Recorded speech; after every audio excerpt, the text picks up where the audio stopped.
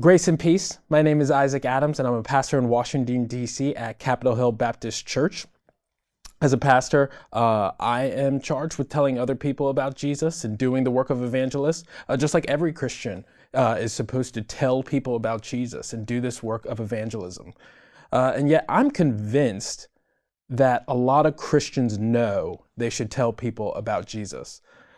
What I've noticed as a pastor is that a lot of people, one thing keeping a lot of people from telling people about Jesus is not that they don't know they shouldn't do it, but rather is that they feel really bad about their evangelism. They don't feel like they're good evangelists. They don't feel like they're faithful evangelists, and they are super discouraged. So I've written a little book called "What If I'm Discouraged in My Evangelism?" This little guy here. It's short. I think it will take like 5 seconds to read, maybe 5 minutes, maybe. But in this book, what I try to do is give the lousy evangelist that you know yourself to be, probably, or certainly people in your church feel like they are. I try to give them hope. Hope rooted in the gospel, hope rooted in God, who, for him, anything is possible.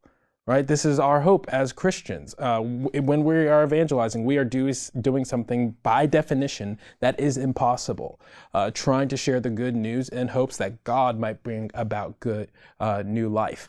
So in this little book, I walk through how we can be encouraged about our evangelism, because I think encouragement is wonderfully powerful. So this is not a book shaming you to do more because, hey, you stink at this and you should really just get to it. It is a book highlighting that there is hope for those of us who feel like we're not good at evangelism. Because if I can be honest, I'm a pastor, and sometimes I feel like I really stink at evangelism. I'm awkward, or I start fearing man. I'm not sure what I should say or do. So in this book, I've tried to address some of those fears that you or people in your congregation might have. The book even has a little comics in it to try and help dispel some false notions we have about evangelism, because we can treat it like we treat other things in the world, that if we just do A and B, then C should happen. And that doesn't happen in our evangelism.